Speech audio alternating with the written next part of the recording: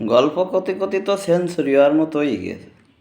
Cricket তো জীবনে খেলতে পারিনি, খেলা দেখতাম, আম্পায়ারও করেছি, তাই সেঞ্চুরি করতে পারিনি। তা গল্প করতে করতে সেঞ্চুরির দিয়ে যাতেছি।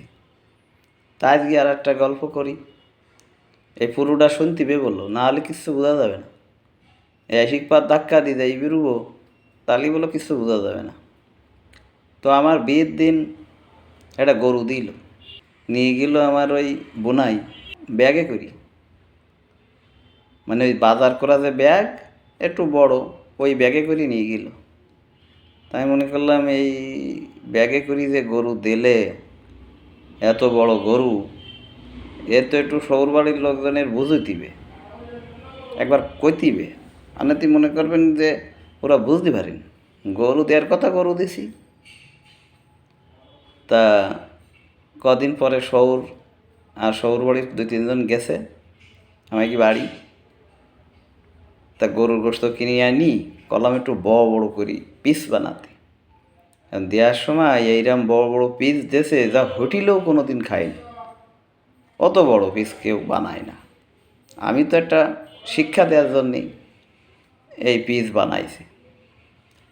এখন খাওয়ার সময় শ্বশুর কইতেছে যে বিরাট গরু মনে হইতিস, আনাতে পিস এত বড় হইলো কী করি। বিরাট গরু মনে হচ্ছে 4-5 মণ ওজন হবে এই গরু, সেই গরুর মনে হয় গোস্ত। তা আনাতে এত বড় পিস হওয়ার কথা না। তার মধ্যে হ্যাঁ, ওই আপনারা যেটা দিলেন,